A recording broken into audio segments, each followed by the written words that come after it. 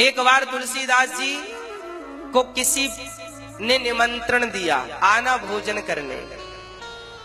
तो जब वो भोजन करने बैठे, बड़ी भीड़ थी, तो सबसे पीछे जहां लोग जूता चप्पल उतार रहे थे तुलसीदास जी वहीं बैठ गए।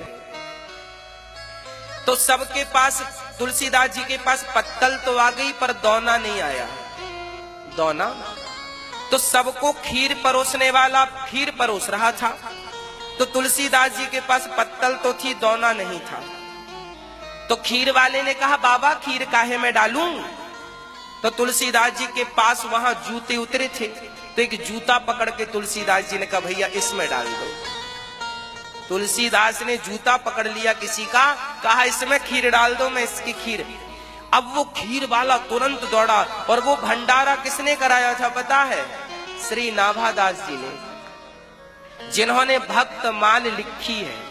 भक्तमाल के जो रचयिता हैं श्री नाभादास जी, उन्होंने भंडारा कराया था। और तुलसीदास जी जूते, अब नाभादास जी तक बात गई तो नाभादास जी समझ गए कि ये आदमी कोई सामान्य आदमी नहीं हो सकता। ऐसी विचारधारा किसी आम व्यक्ति की थोड़ी होगी। अहंकार से भरा हुआ आदमी थोड़ी जूते में खीर डलवाएगा। ये तो बिल्कुल सरल सहज जो भगवान के प्रेम में डूबा है, जिसे पता ही नहीं कि दोना और जूता में क्या अंतर है, बस वही तो ये प्रेमी हो सकता है। नाभा जी आए, चरणों में गिर पड़े, और गोस्वामी तुलसीदास जी का चरित्र उन्होंने अपने भक्तमाल में सबसे अच्छे स्तर पे लिखा, सुमेरु बना करके। जैसे माला में 108 मोती तो होते हैं, एक सुमेरु होता है, तो नाभादास जी ने भक्तमाल की सुमेरु तुलसीदास जी को बनाया। वह तुलसीदास जी से पूछा कि आपने जूते पे खीर क्यों ली? तब तुलसीदास जी ने जो बात मेरे सखी की इच्छा थी कि मैं, वो आज तक आपने नहीं सुनी। ऐसे ना, तुलसीदास जी ने कहा था कि जब मैं मरूं तो मेरे शरीर की चमड़ी निकाल कर उनके जूतों में लगा देना, जिनके मुख से धोखे से भी एक बार राम राम निकल गया हो, उनके जूतों में मेरे शरीर की चमड़ी लगा देना। ये विचार गोस्वामी तुलसीदास जी के।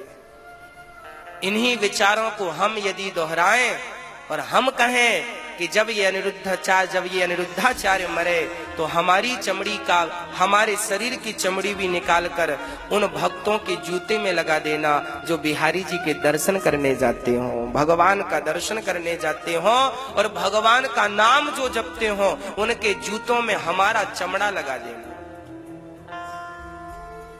कितने उच्च कोटि के विचार थे, कितना प्रेम था भगवान के प्रति, कितने अद्भुत चरित्र हैं भक्तों के, कितनी अद्भुत बातें हैं। हम पता नहीं किस अहंकार में खोए हैं, और ये साधु संत तो हमें अहंकार से बिल्कुल शून्य कर देते हैं। ये बातें अहंकार को टिकने कहां देती हैं? आप ये विचार रखेंगे कि हमारी चमड़ी उसके जूते में लगाई जाए जिसके मुंह से एक बार धोखे से राम राम निकल जाए। कितनी उच्च कोटि की बात है, कितने उच्च कोटि के विचार हैं। किनके विचार ऐसे हैं जरा बताओ? ऐसे विचार थे तुलसीदास जी के, तब तो उन्हें राम का साक्षात्कार हुआ ना। ऐसा प्रेम था तब तो साक्षात्कार हुआ ना। हाँ, और हम लोग कहां, हम कहां वो। तो भक्तों, अपने आप को इन विचारों से जरा कंपेयर कीजिएगा, तौलिएगा। कहां वो, कहां हम।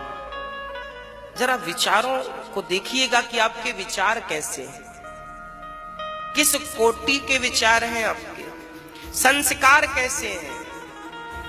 ये ऋषि मुनियों की धरती है।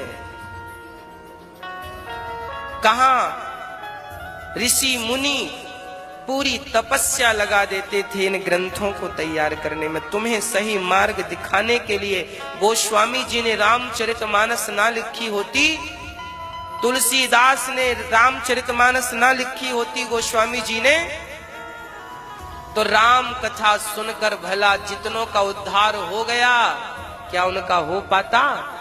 अरे भागवत ना लिखी होती व्यास जी ने और तुलसीदास जी ने रामचरित ना लिखी होती तो बताओ आपको सुनने का और हमें कहने का अवसर कैसे मिलता, हम और आप आज वृंदावन में कैसे बैठे होते। अरे आज आप यहाँ बैठे हैं, आप जुड़े हैं तो केवल भागवत के कारण ही तो जुड़े हैं। मूल में तो भागवत है, मूल में तो भगवान है। आज हम और आप साथ में बैठे हैं एक छाया के नीचे, तो कौन है इसका कारण? केवल भागवत है, केवल कथा है।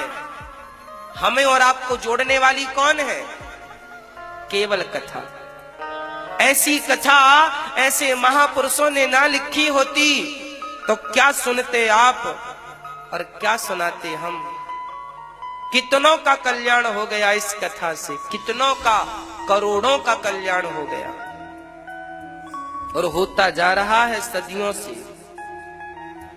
इस कथा ने कितनों को वृंदावन में बिहारी जी से जोड़ दिया, इस कथा ने। इसलिए समझो कि भगवान ही हम सबका सार है, संस्कार ही हमारा स्तंभ है, हमारी नींव है, हमारा मूल है। इसलिए संस्कार जरूरी है, बच्चों को दीजिएगा। हाँ,